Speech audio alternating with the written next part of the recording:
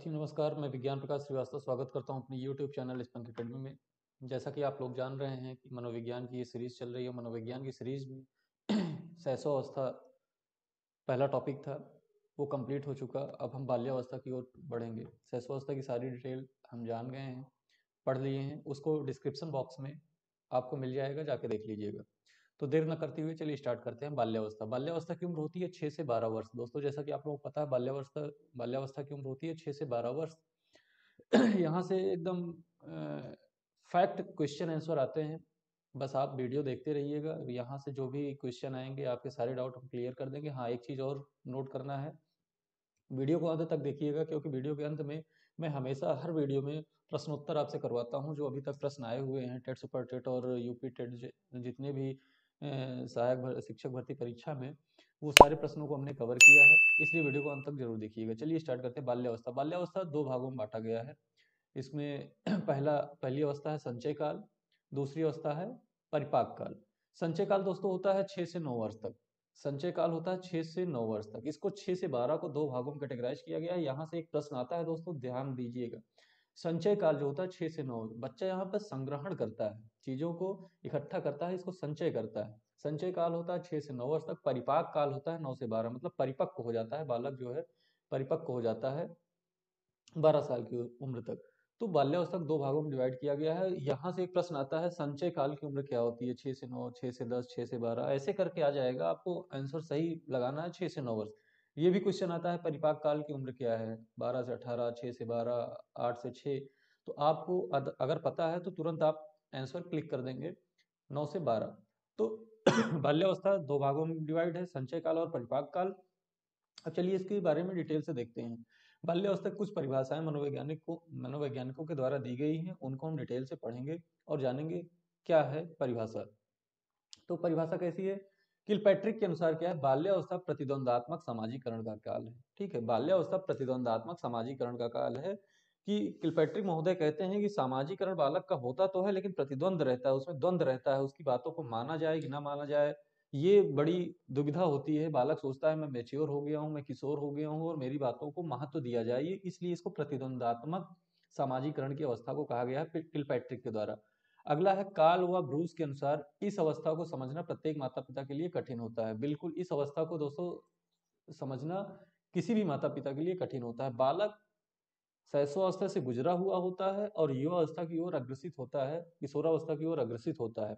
ये मिड की अवस्था है। मिड की अवस्था में कुछ कुछ किशोरावस्था के गुण पाए जाते हैं, कुछ कुछ शैशवावस्था के गुण पाए जाते हैं। मेच्योरिटी होती नहीं है, लेकिन बालक सोचता है कि मुझे समाज में स्थान मिले। इसलिए कार्ल और ब्रूस कहते हैं कि माता पिता के लिए ये अवस्था को समझना बहुत मुश्किल होता है। राज तो इसको कह दिए मिथ्या। ठीक है, मिथ्या परिपक्वता की आयु, मतलब ये बालक परिपक्व अपने आप को समझता है, लेकिन झूठा परिपक्वता की आयु है। जिसको परिपक्व होता नहीं है और परिपक्व अपने आप को समझता है, इसलिए रास महोदय ने भी यही चीज कहा है कि इस अवस्था को मिथ्या परिपक्वता काल कहा गया है। ठीक है, फ्रायड महोदय क्या कहते हैं देख लेते हैं। बाल्यावस्था बालक का निर्माणकारी काल है। बिल्कुल सही है। बाल्यावस्था में बच्चा बहुत कुछ सीखता है, बहुत कुछ सीखता है, क्योंकि वो बाहरी दुनिया के टच में आता है। शैशवावस्था में बच्चा अंतर्मुखी होता है, बाल्यावस्था में वो बहिर्मुखी हो जाता है। वो बहिर्मुखी होता है, लोगों से मिलता है, बोलता है, देखता है, समझता है और चीजों को सीखता है। जिस लेवल की चीजों को आप सिखाएंगे वो समझ जाएगा। तो इसलिए इसको निर्माणकारी काल भी कहा गया है फ्रायड के अनुसार। अस्ट्रैक महोदय ने क्या कहा था? ऐसा शायद ही कोई खेल हो जो 10 वर्षों में बालक ना खेला हो। बिल्कुल, इसको स्फूर्त की अवस्था भी कहते हैं, खेल की अवस्था भी कहते हैं, डर्टी एज भी कहते हैं। इसको आगे हम वीडियो में डिटेल से पढ़ेंगे। प्राथमिक विद्यालय में प्रवेश की अवस्था को भी अवस्था भी कहते हैं इसको। तो मतलब स्ट्रैक महोदय ने बोला था कि ऐसा शायद ही कोई खेल हो जो बच्चा 10 साल के अंदर अंदर खेला ना हो। स्टैनले हाल क्या कहते हैं? बालकों के लिए उन कार्यों की पुनरावृत्ति है जो सृष्टि के प्रारंभ से उनके पूर्वज करते आ रहे हैं। वही जो आपके बड़े भाई खेले हैं वही बच्चा छोटा खेलता है, तो ये एक पुनरावृत्ति होती है। ठीक है, आगे चलते हैं। बाल्यावस्था की कुछ विशेषताएं। बाल्यावस्था की विशेषताएं क्या क्या है? ठीक है, बाल्यावस्था की विशेषताएं हैं। प्राथमिक विद्यालय में प्रवेश की अवस्था, मोस्ट इंपॉर्टेंट क्वेश्चन है। यहाँ से प्रश्न आता है कि प्राथमिक विद्यालय में प्रवेश की अवस्था क्या है? दे देगा बाल्यावस्था, ठीक है, किशोरावस्था और शैशवावस्था। या इनमें से कोई नहीं। तो आपको क्या करना है, बाल्यावस्था को टिक कर देना है। ठीक है, तो बाल्यावस्था जो है एक सबसे बड़ा प्रश्न यहाँ से आता है कि इसको जो है प्राथमिक विद्यालय में प्रवेश की अवस्था कहते हैं। जैसे कि आप जानते हैं बालक 6 साल का हो जाता है तो क्लास 1 में उसका एडमिशन होना तय हो जाता है। तो 6 से 12 इसकी उम्र होती है। तो 6 वर्ष में अगर बालक पहुंच गया तो प्राथमिक विद्यालय में प्रवेश की अवस्था है। बहुत यहाँ से एक प्रश्न पूछा जाता है, इसको स्मार्ट एज या गैंग एज भी कहते हैं।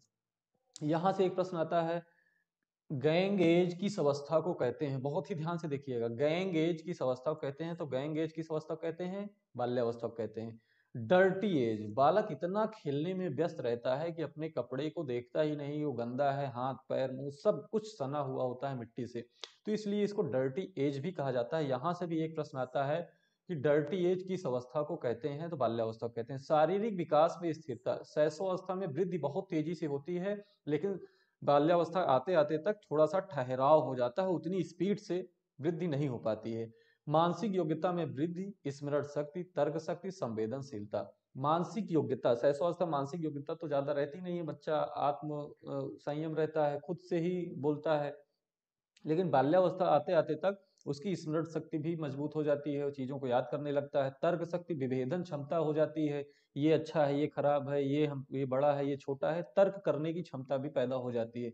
संवेदनशील भी हो जाता है, पशुओं के प्रति संवेदनशील, मतलब इंसानों के प्रति संवेदनशील, तो संवेदनशीलता भी उसके अंदर आ जाती है, मतलब मानसिक योग्यता में वृद्धि हो जाती है। जिज्ञासा में प्रबलता, बहुत ही जिज्ञासु बालक हो जाता है, हमेशा क्यों कैसे करके आवाज मतलब कि क्वेश्चन करता रहता है। अगर आपके घर में कोई बालक हो तो उसको देखिएगा, कभी भी शांत नहीं रहेगा, हमेशा ये क्या है, ये क्या है, इससे क्या होता है, ये क्यों है, कैसे है, ये प्रश्न आता है। तो ये भी एक प्रश्न पूछा जाता है कि किस अवस्था में क्यों कैसे का प्रश्न बालक करता है? तो बाल्यावस्था में। वास्तविक जगत में प्रवेश की अवस्था, वास्तविक जगत में प्रवेश की अवस्था का मतलब है कि ये जो है बच्चा धीरे धीरे अगर पढ़ने लगा तो वास्तविक जगत में प्रवेश करने लगा, चीजों को समझने लगता है। रचनात्मक कार्यों में वृद्धि, बालक बाल्यावस्था में आप किसी बच्चों को देखेंगे वो आर्ट बनाने में बड़ा माहिर होता है। आप पढ़ने को दे दीजिए वो पढ़ेगा कभी नहीं, वो आर्ट अगर दे दीजिए तो सारा दिन बनाएगा, मतलब वो रचनात्मक कार्यों में उसकी रुचि बहुत ज्यादा होती है। सामाजिक गुणों में विकास, दोस्ती यारी करने लगता है, लोग गुटबंदी बना लेते हैं, दोस्त बना लेते हैं, छोटे छोटे बच्चे आपस में दोस्ती कर लेते हैं। संग्रह करने की प्रवृत्ति, बहुत इंपॉर्टेंट क्वेश्चन ये यहाँ से आता है, संग्रह करने की प्रवृत्ति इनमें से किस अवस्था का है? शैशवावस्था, बाल्यावस्था, किशोरावस्था, इनमें से कोई नहीं। तो बाल्यावस्था में संग्रह करने की प्रवृत्ति बच्चों के अंदर ज्यादा होती है। निरुद्देश्य भ्रमण, बच्चा घूमता रहता है सारा दिन, कहीं एमलेस, कहीं किसी के यहाँ चला गया, कहीं किसी के पास चला गया, उसका कोई टारगेट, कोई एम, कोई उद्देश्य, कोई लक्ष्य नहीं होता है कि वो क्यों घूम रहा है। निरुद्देश्य भ्रमण करने की प्रवृत्ति होती है। पूछा जा सकता है निरुद्देश्य भ्रमण करने की प्रवृत्ति किस अवस्था में होता है? तो बाल्यावस्था में होता है। आत्मनिर्भरता की भावना, बालक हमेशा सोचता है मैं आत्मनिर्भर रहूं, मैं चीजों को खुद से करना सीखूं। खेल की अवस्था, यहाँ से भी एक प्रश्न आता है, खेल की अवस्था इनमें से कौन सी है? तो खेल की अवस्था होती है बाल्यावस्था। आगे चलते हैं। ठीक है, जीन पियाजे ने बालक को बौद्धिक विकास की 4 अवस्थाएं बताती हैं। बालक के बौद्धिक विकास की 4 अवस्थाएं बताई हैं। यहां से मोस्ट इंपॉर्टेंट एक प्रश्न हर बार आता है दोस्तों, ध्यान से एकदम देखिएगा। जीन पियाजे के द्वारा पहला प्रश्न, जीन पियाजे के द्वारा बौद्धिक विकास की कितनी अवस्थाएं होती हैं? बौद्धिक विकास की कितनी अवस्थाएं होती हैं? तो 4 अवस्थाएं होती है, पहला प्रश्न यहां से आता है। दूसरा प्रश्न, जीन पियाजे की संवेदात्मक गामक अवस्था इनमें से कौन सी होती है? 2 से 4, 4 से 6, 6 से 12, इनमें से कोई नहीं। तो 2 से 4 यहाँ इसीलिए मैं इसको हाईलाइट किया हूं कि यहाँ से प्रश्न हर बार आता है, इसको नोट कर लीजिएगा, 100% आएगा। पूर्व संक्रियात्मक अवस्था 2 से 7 वर्ष तक होती है, इसको 2 भागों में डिवाइड किया गया है। पूर्व प्रत्यात्मक अवस्था 2 से 4 वर्ष तक। आंत प्रज्ञ काल को अंतरदेशीय काल भी कहा जाता है, ये बाल्यावस्था की पूर्व की अवस्था भी होती है।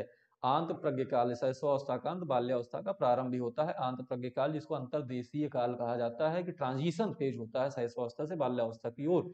ठीक है, ये 4 से 7 वर्ष तक की होती है।